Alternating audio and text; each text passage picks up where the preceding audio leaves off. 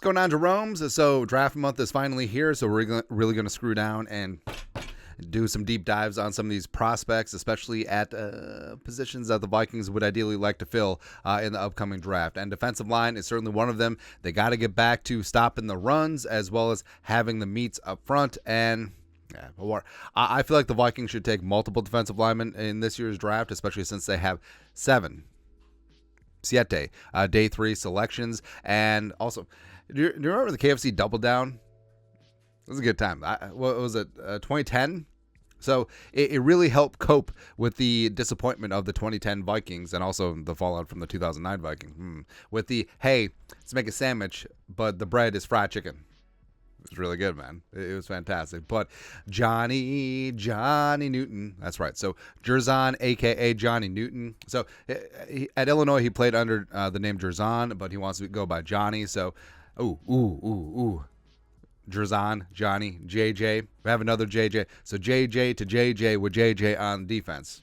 Why the hell not? But JER'Zhan Newton going all Matchbox 20 on the bid. I want to push you around. So he's widely seen as, well, if not the top, he's a top 2 defensive interior in this year's draft. And the Vikings certainly could and should use him, especially if they stick and pick in the first round at 11 and 23. Maybe they go a different direction in terms of Johnny Newton at 11, where I think that he could go anywhere from, 8, maybe all the way through the first round. So I think that Johnny Newton is going to be a guy that's going to be in demand, and that quick penetration up front, blowing up a B gap, that's exactly what teams are looking for, and that's the worst. That's the worst if you're an offense and your quarterback automatically has a defensive lineman in his face, as well as blowing up things against the run. Plus, of course, we need to go down the route of, hey, undersized defensive tackle named Johnny, it'll never work out. It'll never work out, man. But let's talk about Johnny Newton today. Background: 21 years young, 6'2", 305, a former 3-star recruit from Clearwater, Florida. Was a 3-year starter for the Illini, a 2-time first-team All-Big Ten, consensus All-American 2003, Big Ten Defensive Player of the Year in 2003 as well. And there was games where he just straight up dominated, just completely took over games and was a force. You look at the Badgers game, you look at the Gophers game, and just like, At certain times, number 4 was completely unblockable, and he changed the complexion of games. And career 184 tackles, 18 sacks, 2 forced fumbles, 5 batted passes, 85.1 PFF grade in 2023, 77.1 against the run, and also generated 43 pressures and 32 stops. So dude is an absolute force and has a long track record of doing such things. His scouting report, Lanzerline, NFL.com, NFL comp, Javon Hargrave, who got paid by the Niners. What, a 3-year, $75 million deal? That's right. Overview: active interior defender with the potential to build on his disruptive production in college. Newton's size and length don't stand out, but he has shown a consistent ability to gain extension and set edges against bigger opponents.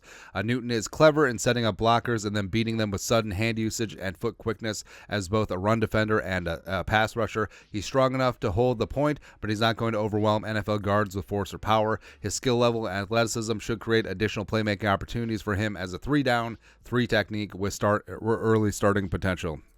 And with Newton, the hands and the feet are really what stands out. Where I feel like Johnny Newton would be a really good basketball player. Like, he's got the shuffle, he's got the quick first step, he's got all that stuff. Strong, can hold his ground, disruptive as the 3 tech, plays a great low man leverage, which inherently I feel like it's almost an advantage being a shorter defensive tackle. Almost like it's an advantage to be you'd rather have a 6'3", 6'2", 6'3" guard versus a 6'5" or 6'6" guard, if that makes sense. Is good against the run. He's going to be a 3-down defensive tackle in this league. Undersized, does have shorter arms. It's not quite Free Floyd adjacent, but no. And yeah, I mean, there's a lot of comps. While undersized defensive tackle who's disruptive, Aaron Donald, probably not quite there, but could you say Geno Atkins? Could you say a lighter Jeffrey Simmons? Could you say what Sharif Floyd was supposed to be and projecting to be in the league before he had that surgery thing? Yes, I think that's fair. But also, where does he fit in with the Vikings defense? So the Vikings playing that 3-man front. Could he play some 5-tech? Sure, but the Vikings aren't static, and Flores does deploy multiple personnel packages up front. So when the Vikings go with an even front, whether 2 or 4 down linemen, I think that certainly could find a use for Johnny Newton. And the Vikings.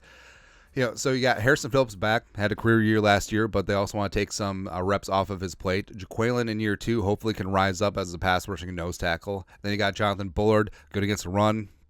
Jerry Tillery has that first round pedigree, as well as Jonah Williams, more of a heart and hustle, meat potatoes, run stuffing guy on the edge. And that's really about it for the D-line. And they don't have that guy who can consistently get his own pass rush.